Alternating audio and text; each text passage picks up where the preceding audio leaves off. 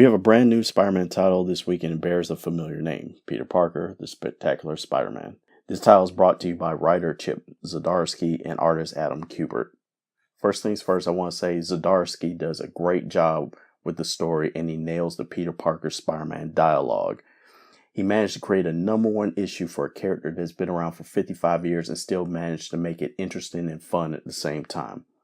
Adam Kubert does an okay job with the art. As a kid or teenager, I did prefer him, but I like Andy more now as an artist.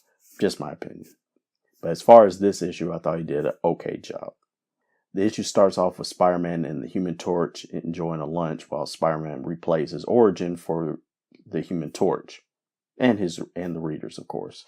Then after stopping a robbery with a little help from Ant-Man, Spidey meets Rebecca London, a new love interest for Spider-Man. Yeah, I said Spider-Man and not Peter Parker, at least for now. We're also introduced to the Mason, a brother of the evil weapon supplier, the Tinkerer. I'm not sure if he's been introduced before, so let me know in the comments below. Anyway, Spider-Man is trying to find out information regarding a hacked Stark phone that was left at the scene of the robbery earlier. Stark tech phones are notoriously impossible to hack, so Peter needs some help with this. Luckily, at the Masons' headquarters, an old colleague is there to help Peter with this, and that colleague is Uatu Jackson. Spidey instead gets information on another hacked Stark phone, and this one is now in Chicago, so that's where Spidey goes, but he also forgets that he has a dinner date with Johnny Storm. Poor Johnny. Spider-Man tracks down the address of the hacked Stark phone, but is attacked by someone wearing an Iron Man suit.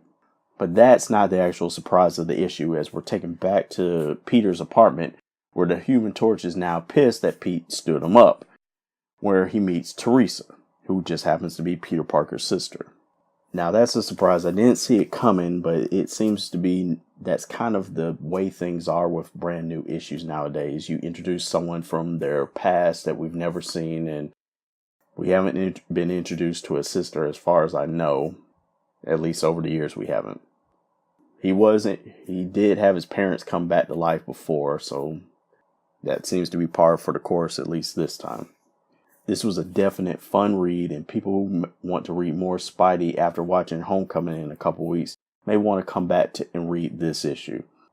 There's also a backup in this issue where Black Widow helps S.H.I.E.L.D. get some intel on Spider-Man's spider sense, something that may help agents in the future, but Widow didn't like doing it considering that it involved attacking a friend.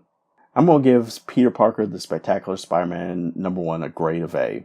Thanks for watching. Make sure to check out this week's episode of the Comic Book Chronicles. It'll go live on Thursday at theclicknation.com/live.